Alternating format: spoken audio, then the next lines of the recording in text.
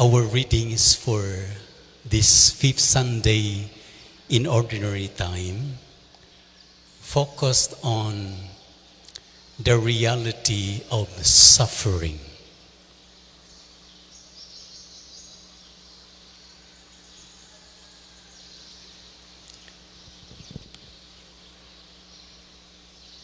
We suffer in varied ways. Some of us suffer physiologically, masakita. Some of us are sick, are not well in terms of our relationship with ourselves, with somebody else, with the family members, with our co-workers and office mates, with our neighbors. So physiological, relational. Some also are psychological. Some of us do not have a good sleep at night.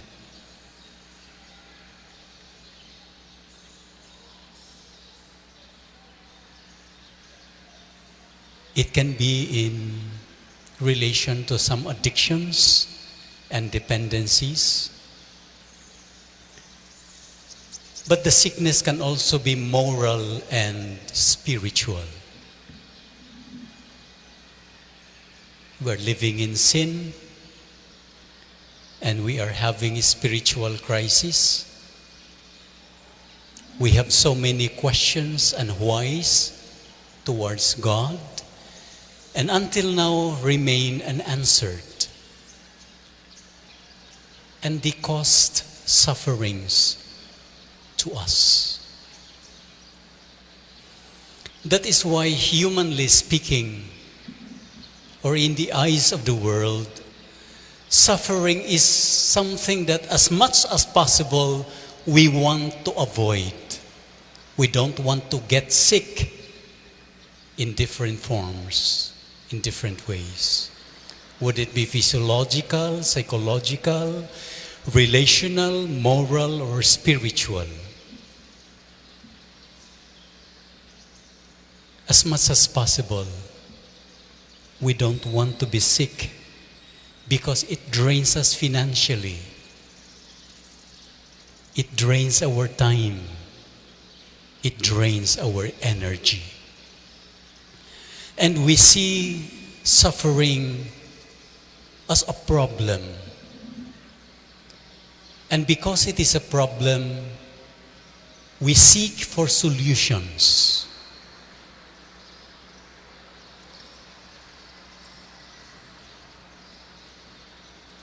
But our readings for today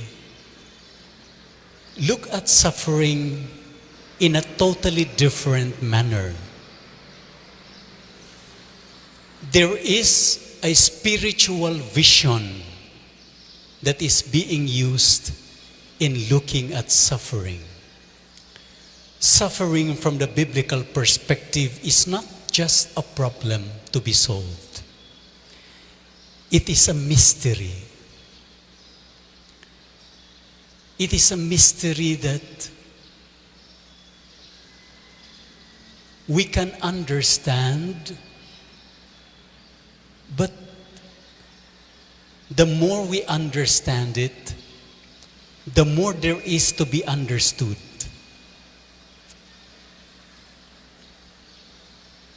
It is something that is inexhaustible.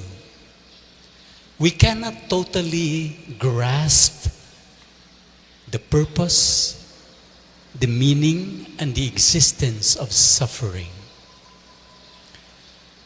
And because it is a mystery, the invitation is not to find solutions, but to find meaning. And meaning can only be discovered not by avoiding suffering, but by entering into it. And in our readings, we have people who really entered into the reality and mystery of suffering. In the first reading, we have Job. Job is someone who was living in abundance. But Satan said to God, let us try to see and test if the faith of this man to you is strong enough. And God agreed. Okay, let us allow Job to be tested. And the test was in the form of suffering.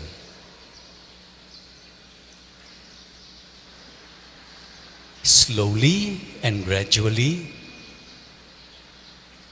Job, who was living in abundance, experienced poverty. Hinay-hinay, gikuha sa iya ang iyang mga kabtangan. Namatay ang iyang mga binuhi. And even members of his family died.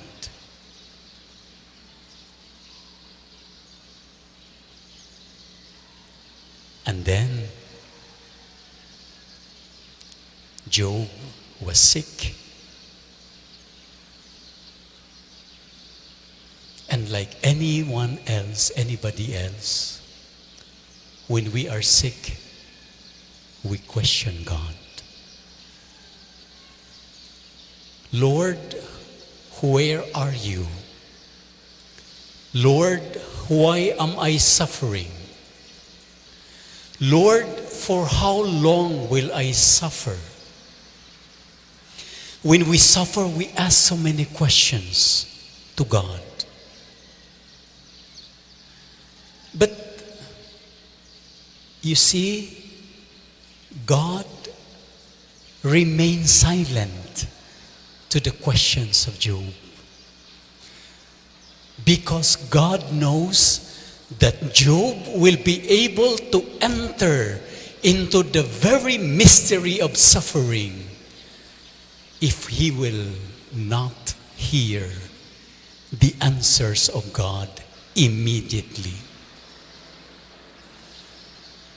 But what happened is, in the silence of God, Job turned to his friends for answers. And they offered answers. But the answers led to more questions.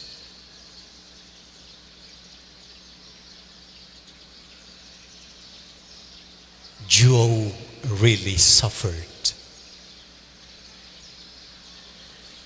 And then he turned to God again. But the answer of God to Job's suffering was in the form of a question.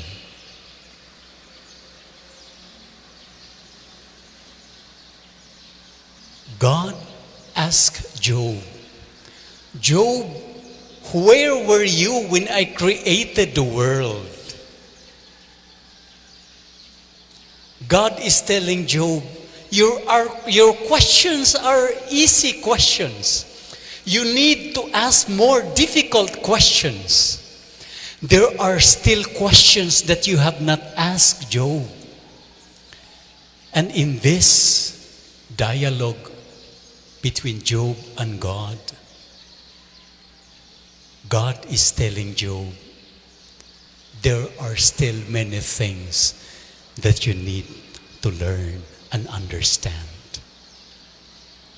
And it is through suffering that you will come to understand the deeper questions of life.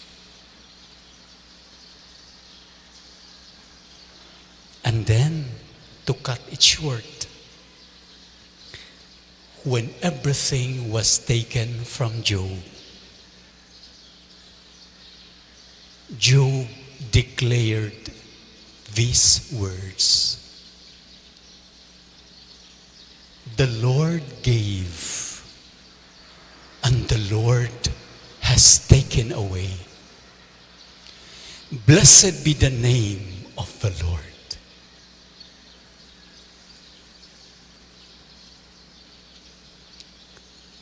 Job knew through suffering that everything is a gift.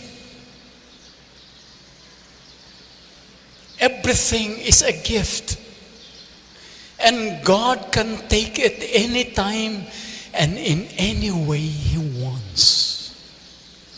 But the greatest gift that Job received was the realization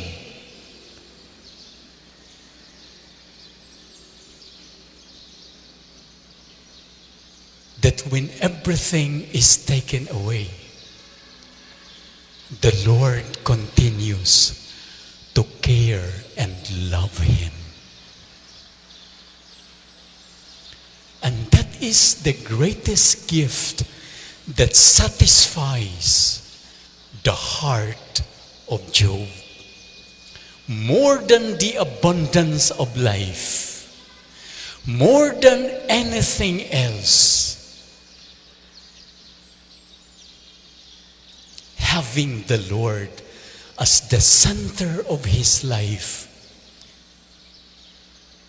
is the source of the deepest satisfaction of his heart. In the second reading, we have Paul, the apostle. And in our second reading, Paul considered preaching as a ministry.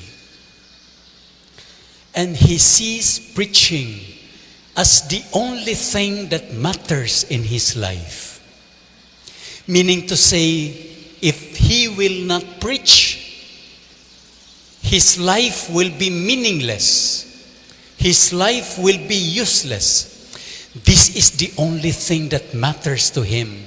This is the only thing that gives purpose and meaning in his life.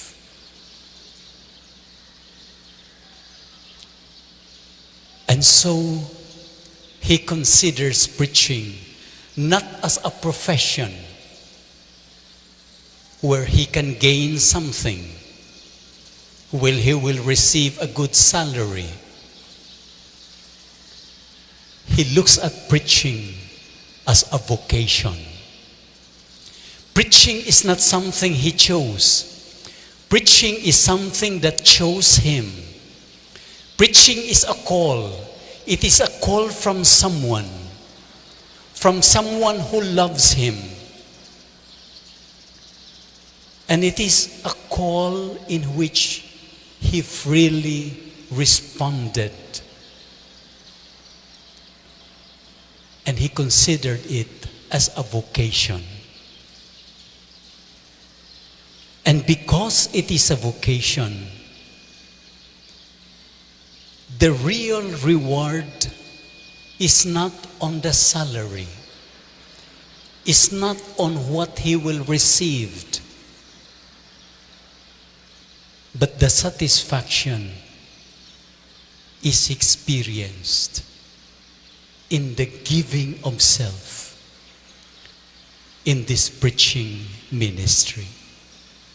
No matter what will happen to his life, no matter how much he will suffer in the process. And he did suffer. He was shipwrecked for 3 times.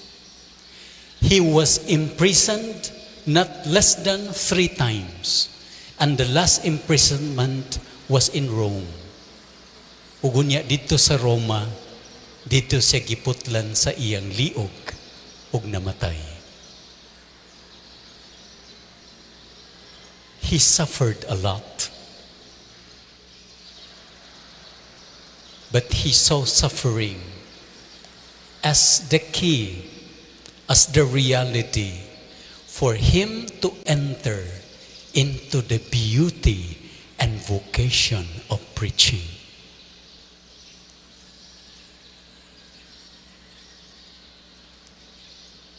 The most meaningful decision in life for every one of us is not on having chosen a job with the biggest salary,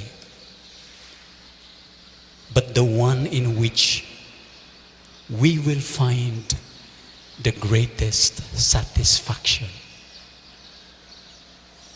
That is why being married is not a profession. You are not being paid by the number of times that you change the diapers of your children, by the number of times you wash their clothes, you went to work, the amount of time and energy and money you have spent for them. No. Being parents is a vocation. That is why after a long day, after taking care of your children, even a smile can be the source of your greatest satisfaction. A smile of a child. You can feel the gratitude of the child when the child smiles at you.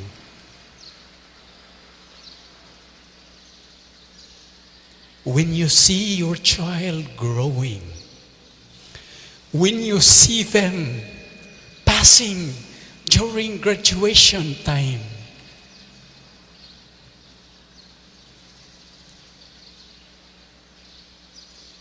when you are able to see them making decisions, responsible decisions in life.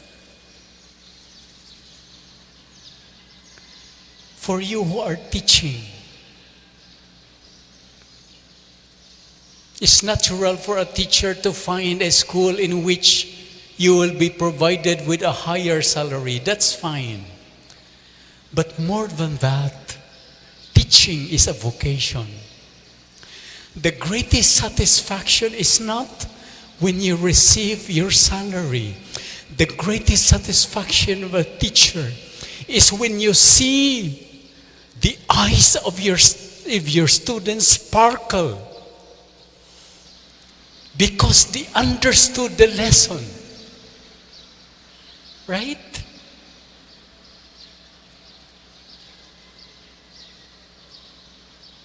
When you discover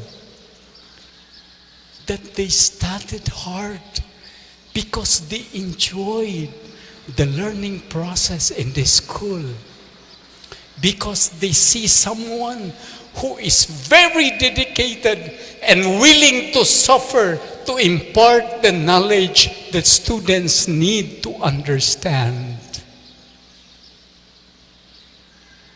Politicians,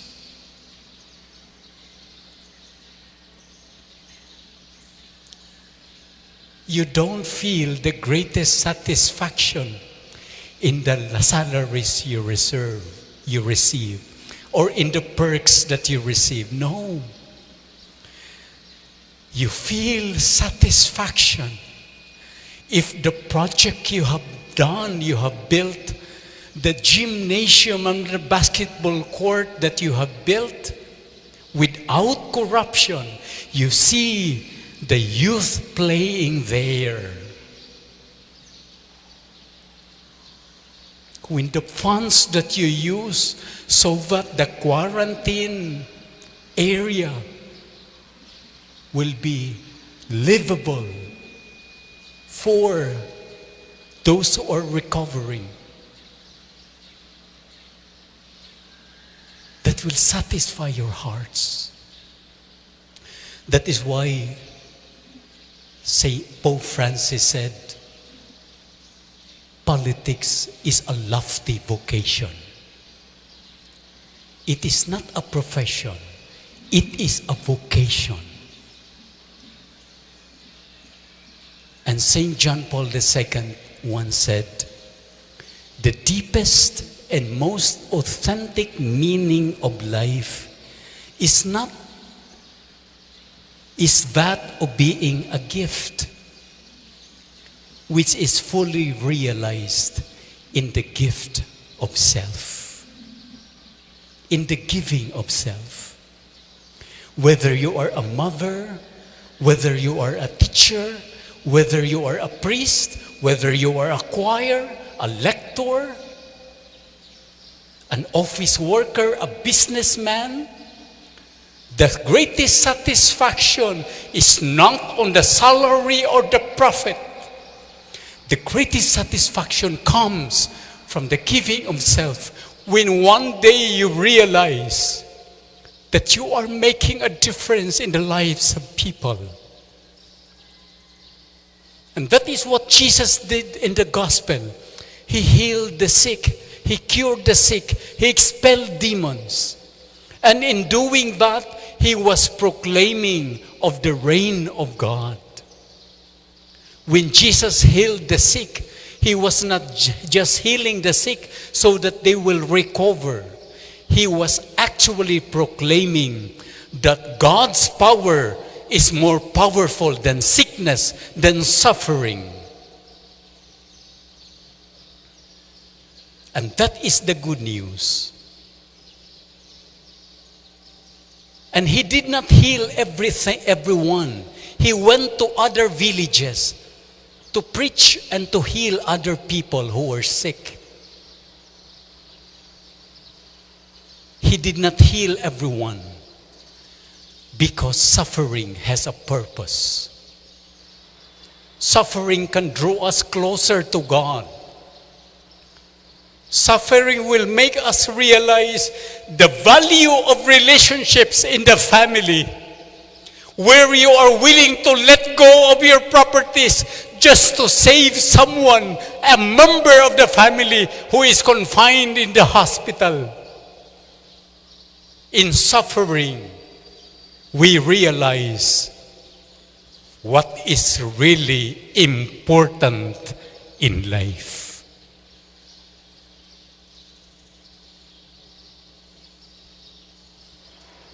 There were two blood sisters. One is very healthy, but the younger one is paralyzed and cannot walk.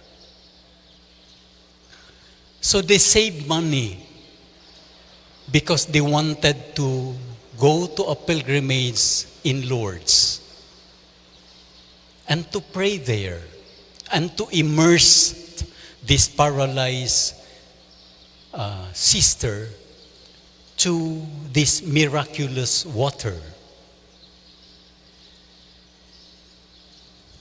And then they were able to do it.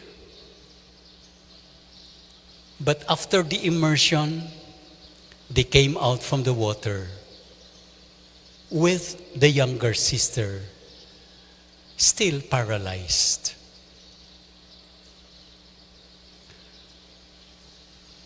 And they said, the miracle did not happen.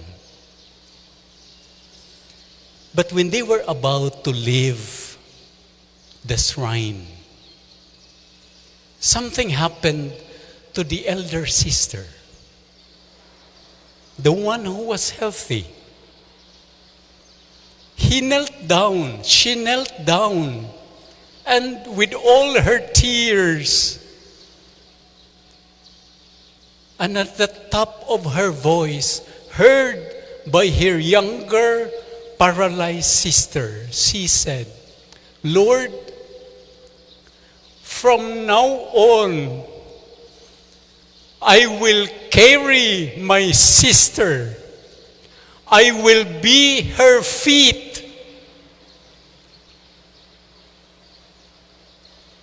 Og dili nako siya pasagdan for the rest of her life. the miracle happened not to the paralyzed sister. The miracle happened to the sister who was gifted with health. And what a gift! What a precious gift! More than anything else, how beautiful to live a life where I can serve as the feet of someone else who cannot walk. And that is why suffering is a mystery. We don't have to solve suffering totally. Yes, we address sickness. Yes, we do something about it. But more than and above all the solutions that we employ, we know by heart that suffering has a purpose. Suffering has a meaning. Suffering will draw us closer to the people we love. And ultimately, it will draw us closer and closer to God.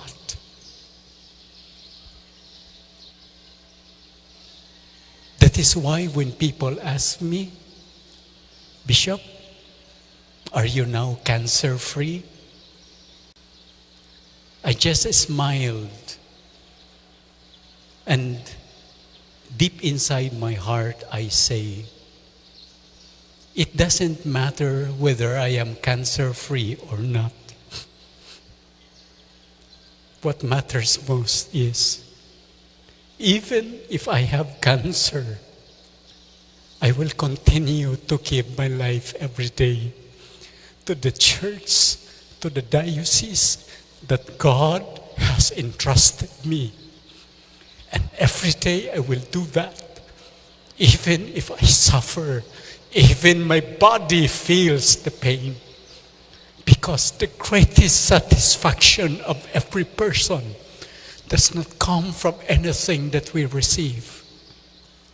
The greatest satisfaction comes from the giving of oneself to make a difference in everyone's life, so that they will feel that God is with them, that the reign of God is really coming or has come.